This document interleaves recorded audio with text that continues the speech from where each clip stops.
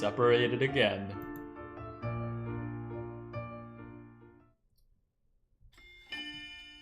Uprising.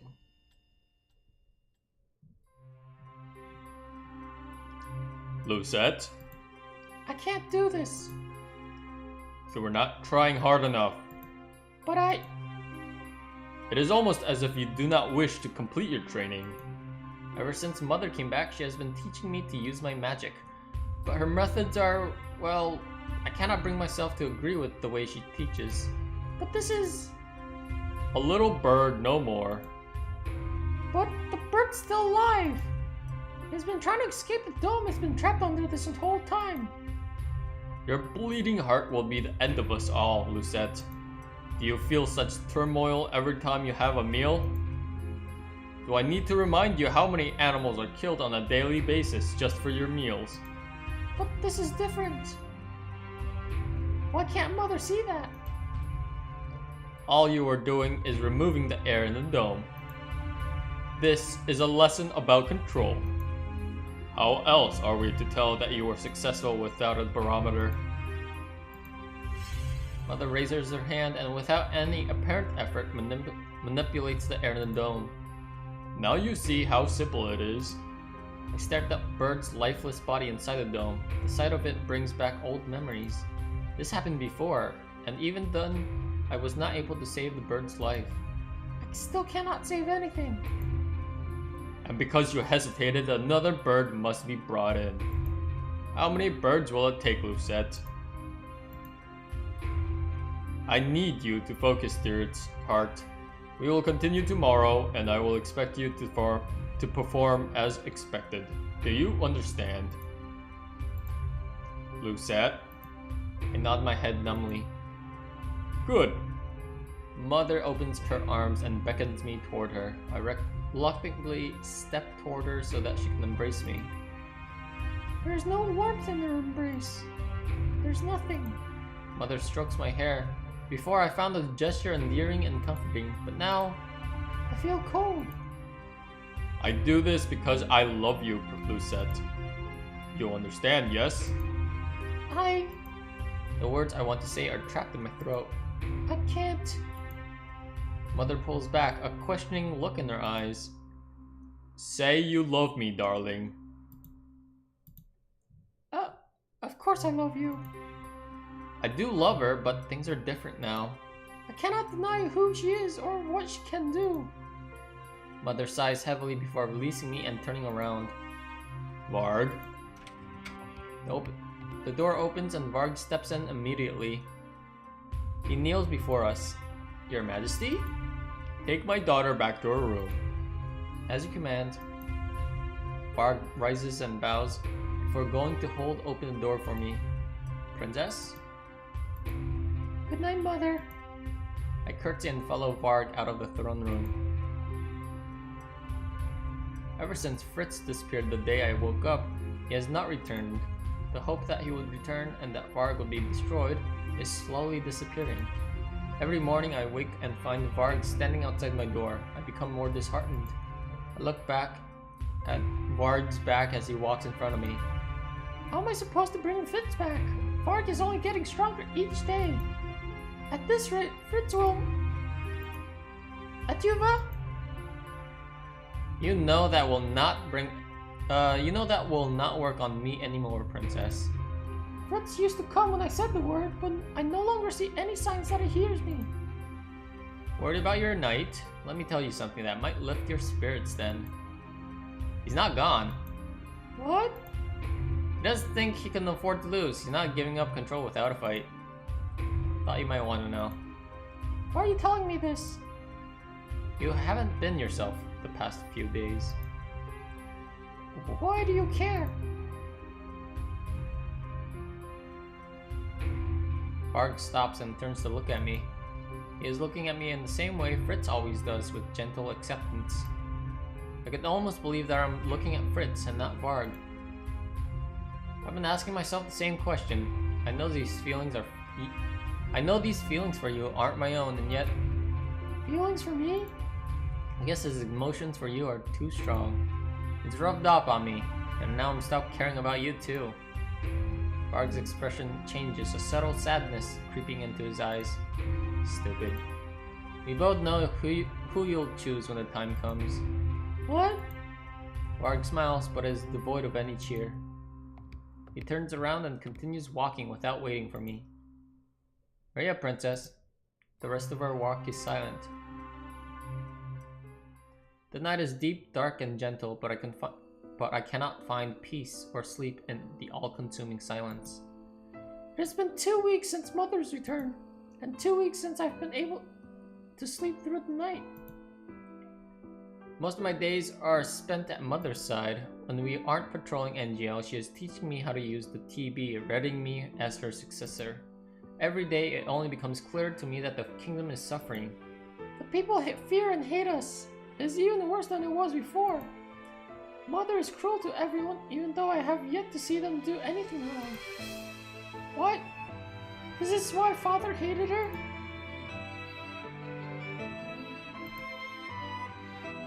Your Highness, I beg your forgiveness. My child was not watching where he was going. The man's son had wandered out in front of us. The soldiers' horses would have crushed the child if the man hadn't pushed him out of the way. The stop on the road has caused a delay in our arrival back to the palace. Mother had been out visiting an old friend, a witch. Mother? There's a blinding flash of light as Mother draws a shape in the air. When the light clears, the man has disappeared in front of us. He is collapsed against the wall of a nearby building. Mother threw him into the building?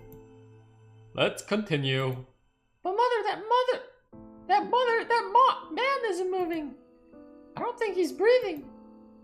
Come along, Lucette. Mother, why did you do that? The man, Are you questioning me, Lucette? Mother's gaze is as cold as steel, her eyes as sharp as a blade. I flinch away from her. You have become soft. The world has changed you while I was sleeping. Do not worry, dearest heart. I will bring you back to where you were. I promise. Mother smiled at me then, the same smile she would always give me when I was a child. I used to be comforted by the sight of it, but now it terrifies me. And the king? I choked down the lump in my throat. He's gone. He speaks, he eats, but he's not there. If it were not clear in his actions, it is clear when I look into his eyes. He's right there, and yet I miss him. Frustration makes me restless. I stand up so I can make my way toward the window and stare outside. I'm being ridiculous. Why should I miss him when he has been nothing but neglectful? I have forgotten how he stopped caring about me when he invited his new family into the palace. He treasured them and his kingdom more than he had ever loved me. He never valued me. And yet, I would give anything to go back to how things had been. The weight on my shoulders and in my heart is overwhelming. The feeling only worsens when I turn my thoughts to another person. Fritz. With a sigh, I lean my forehead against the cold glass of the window. Varg said that Fritz is still fighting, so he must still be in there. How can I help him? Fritz? Who?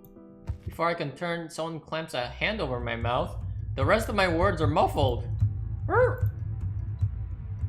Long time no see. That voice. Nope, that's not it. Damn it!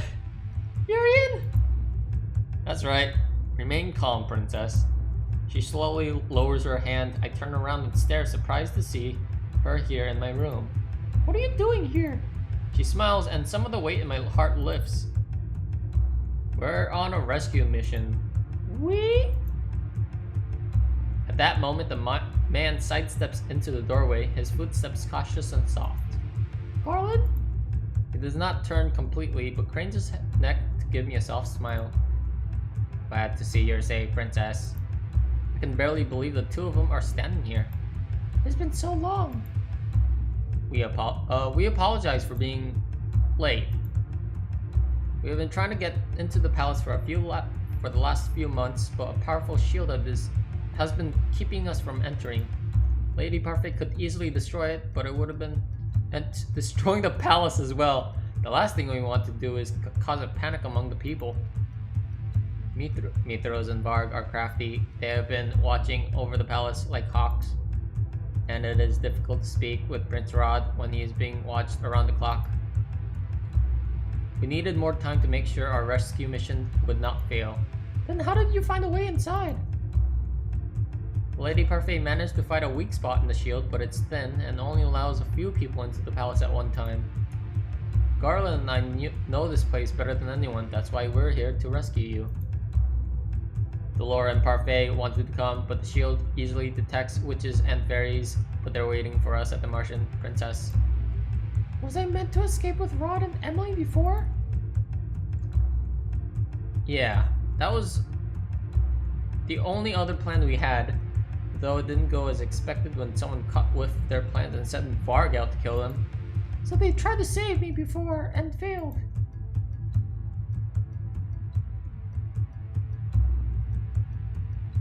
I mean, which one's the right answer? Why did you come for me?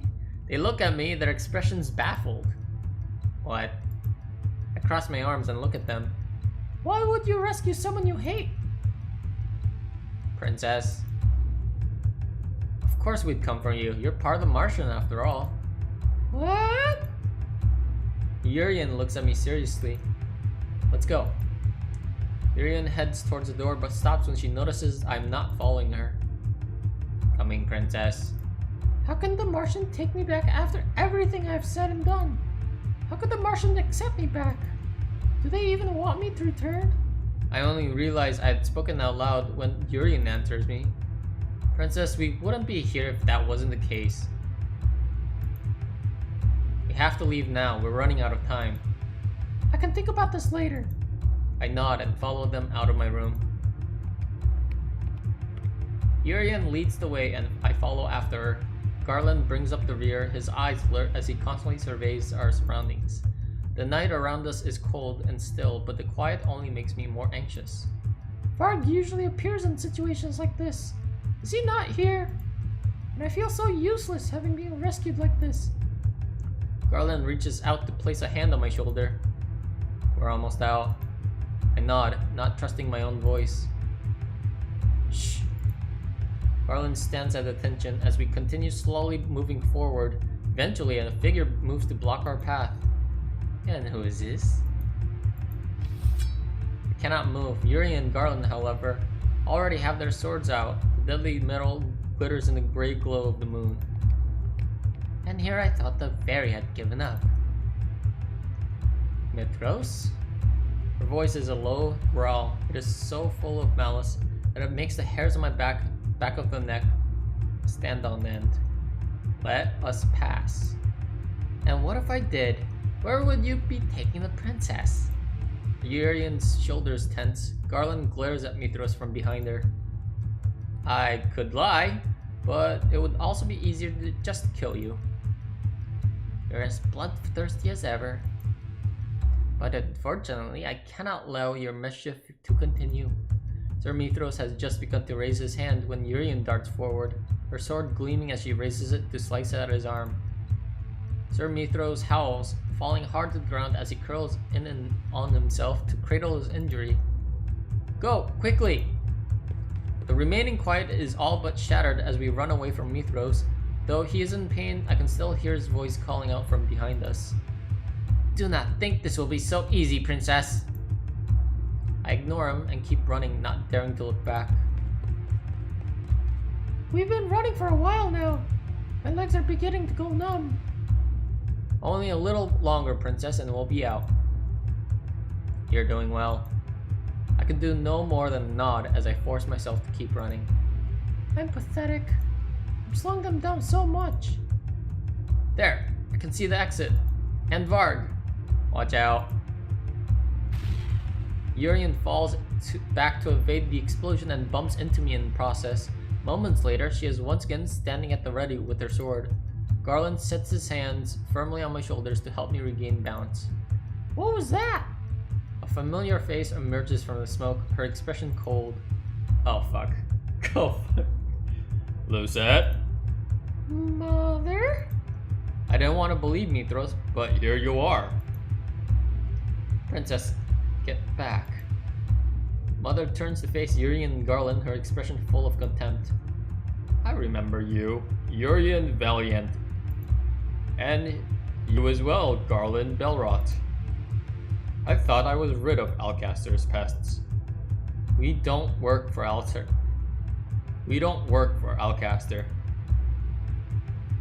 No, but you and your pet have changed allegiances. Oh my god. No, you and your pet have changed allegiances, haven't you? What? What did you call him? The smile on Mother's face is bright and cruel. It sends chills trailing down my spine. Is that not what he is? Mother casually waves a hand at Garlan, who remains quiet.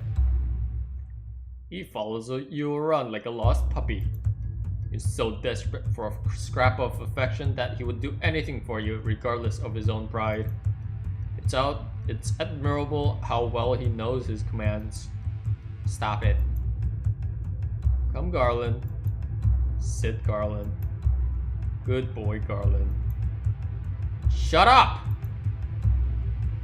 Urian, don't. But the words come too late. Urian rushes forward, her body nothing but a blur, her teeth bared in savage hatred. Urian is fast, but Mother is faster. She raises her hand and sends Urian back with a terrible flash of light as Garlan catches her. And you defend this honor as if he were some poor maiden. How pathetic. Garland's voice is soft as he steadies Urian. Urian, please. She's just trying to get a rise out of you. I know that. Urian throws his hand off, a murderous look in her eyes as she glares at Mother. Mother remains in the same place, smiling that terrible smile of hers. She's amused by this, nothing more. Get the princess out of here, Garland. What are you saying? I'm not leaving you here. Once she's safe, come back for me. Urian finally turns to look at him, a soft smile on her face. Trust me, lad. There's a long moment of silence as the two gaze at each other. Unspoken words pass between them, and eventually Garland caves. All right. Both of them tighten their grips on their swords. Are you done? Mother hasn't moved, but her presence in the small tunnel is overwhelming. Her magic smothers. I combined magic and smothers, and I got Mother again. Her magic smothers the very air. Urian sinks into a stance, her body loose and poised, seemingly unperturbed. Ready when you are. Mother does not attack. Instead, she turns to face me with one graceful movement. Lucette, stop this nonsense. There's no time for games. Be a good girl and go back to your room. I don't think reasoning will work. Dearest one. I stand resolute and take strength from Garland's steady presence behind me. What Mother is doing is wrong. What she wants isn't right and has never been right. What she's done to the king, what she's done to Angel. How am I meant to look at her in the same way? My voice is quiet when I finally speak. No. What? I take a deep breath and look at her in the eyes. No, I will not return to my room. Mother's expression is unexpectedly calm as she looks at me. My own daughter would choose these traitors and liars over me. Is my love so inconsequential to you? Has she ever truly loved me? Mother, if your love is what love is meant to be, I don't want it. Mother is not who I thought she was. When I look at her now, all I can see is what she truly is. Evil. Clearly, you have been corrupted during my absence. I suppose it must be the work of the infernal fairies. Never mind. Once I have destroyed each and every one of them, you will return to me, my daughter. She raises her hand and light curls around her fingers, but before she can cast her spell, Urian is at my mother's side. Urian's sword glints as it slices through air and then through Mother's clothes. Go! Princess, come on. But Urian, if we leave her alone... Garlan pulls me away from Mother and Urian. As their battle begins, I hear the dull clatter of metal as we run, and I can see the flashes of light even as we escape back the way we came. Garlan? We have not gotten far when I force Garlan to stop. Garlan! It is only when I grab his shoulder that he stops and turns to look at me. Princess? We can't leave her there. Maybe I can convince Mother to let her go. You really think you can convince that witch? I can try. My job is to keep you safe. Mother has all the power of the Crystallum TB at her disposal. I force myself to say it. Urian won't last long. Garlan, you have to know this too. Urian must know this as well. Garland's jaw hardens as he stares at me, not truly looking at me, but through me. Garlan, please. We cannot let Urian die. Not when we might be able to do something about it. Garland stares at the ground, his expression conflicted. I know he cares for her, and that is why he must go back to her. Garland closes his eyes briefly. When he opens them, I know he has made his decision. And we are too late. When we return to the scene, the scene is very different. Blood spatters the tunnel walls, and Urian is on her knees, bent forward, her face away from us. My mother is nowhere to be seen. Urian? Oh. Garland is suddenly in front of me, mindlessly racing toward Urian. Urian! All at once, she seems to come alive. She gasps out for breath and coughs. Garland, what are you doing here? I told you to... Her voice wavers as Garland crouches down in front of her. He folds himself around her and pulls her gently to his chest. His eyes are tight shut as he buries his face into her hair. Urian chokes back a sob as she reaches up to hold him tightly. I exhale in relief. Both of them are alive and safe. You idiot! I told you to get her out! The princess gave me permission to disobey an order. He lifts his head to smile back at me. She outranks you, Urian, at least as far as the titles are concerned. Damn! Garland slowly guides her back to her feet. What happened? Well, the queen disappeared and Urian suddenly stops. We hear it at the same time. A terrible ripping sound, like the air itself is being torn. I see the slither of shadows and unnatural light in the darkness, and suddenly I realize what is happening. My panicking mind is only able to process everything that happens in slow motion. Mother appears behind Urian, poised to strike. I see the horror in Garland's eyes, then acceptance and determination. I try to cry out in a warning, but I can't breathe. Garland pushes Urian toward me and out of the way as he rushes my mother.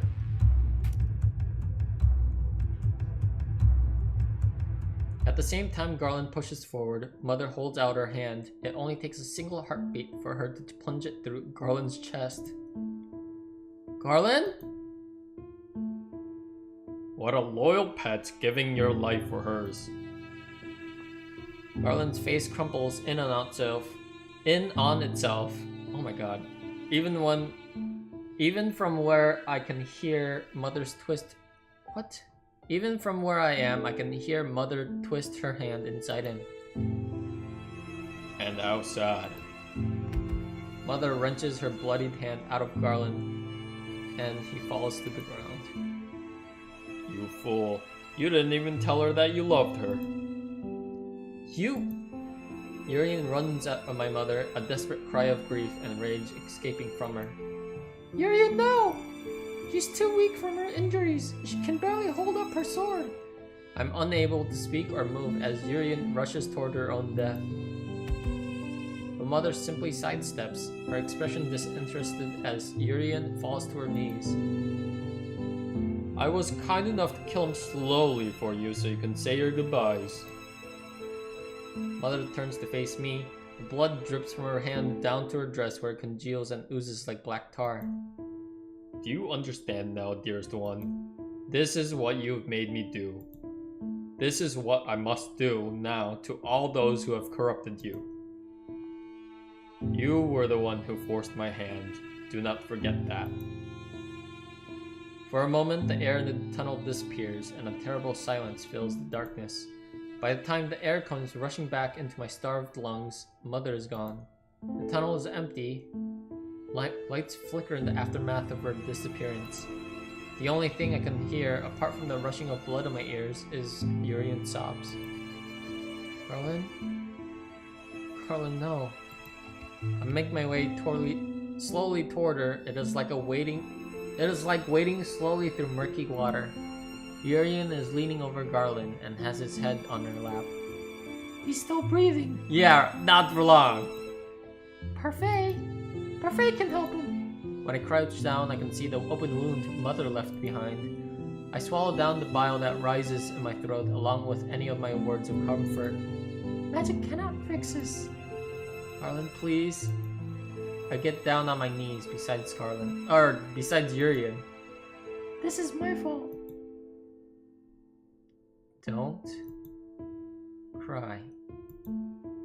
Garlan? He smiles at her. It is a genuine smile that breaks my heart. Urian shakes her head. Garlan, no, you can't. Urian, I love... His voice trails off as he closes his eyes, his breathing becoming more labored. He gasps one last time before his body stills completely. Garlan? Garlan!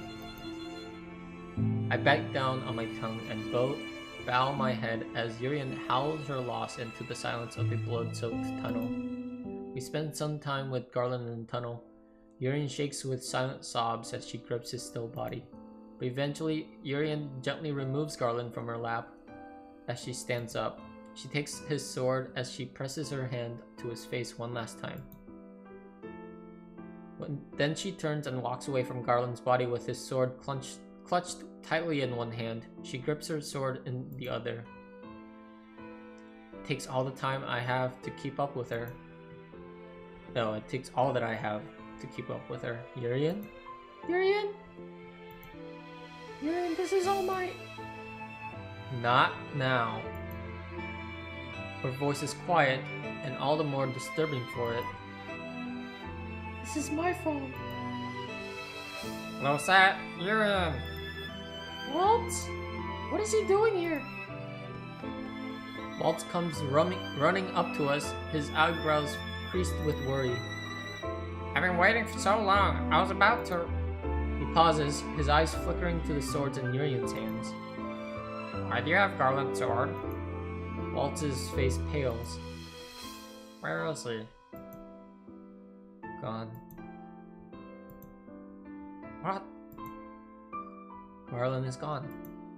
Her hands tighten on the swords she holds.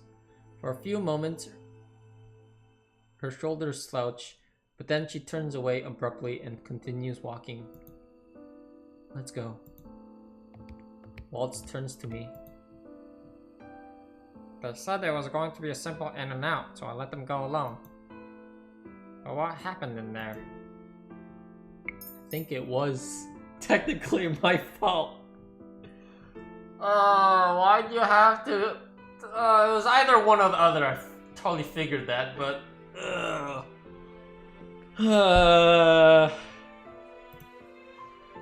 Princess, I'm not sure that's true. I glare at Walt as tears well in my eyes. It's my fault. Walt falls silent as he studies my face, then he sighs before taking my hand. We'll sort this out at the Martian. Come on. As soon as the Martian doors close behind us, Urian collapses. Urian? Luckily, I am close enough to catch one of her arms, and Walt is fast enough to catch the other. Over to the chair. Together we manage to guide Urian to the chair. We set her down on it as gently as we can. I watch as she unfolds onto the chair, and that is when I see the dark red slashes and tears in her clothing. Some of her wounds are open and visibly bleeding. She's still bleeding. Waltz pulls a cloth from his back pocket and hands it to me. Clean what you can. I'll get Lady Parfait and Rumpel. He runs off, leaving me alone with Urian. It looks like she's bleeding everywhere. I steel myself and kneel beside her. Gently, I reach out and begin to wipe at the worst of what I can see. Urian moans and I flinch in sympathy. I'm sorry. I feel a lump rise in my throat. I convinced Garlan to go back. If I hadn't, he wouldn't have. Urian shifts slightly to put her hand on my cheek. Her touch is cool and gentle. Urian? There's a softness in her gaze and an inexplicable kindness in the touch of her hand. After a moment, Urian slowly nods and her eyes fall closed on a sigh. Wait, is she okay? Urian? Urian! Waltz! She just closed her eyes. She's not speaking. She's not going to die, is she? Not if I have anything to say about it. Excuse me, princess. Rumpel gently pushes me aside and I let him, hovering over his shoulder as she crouches to inspect Urian.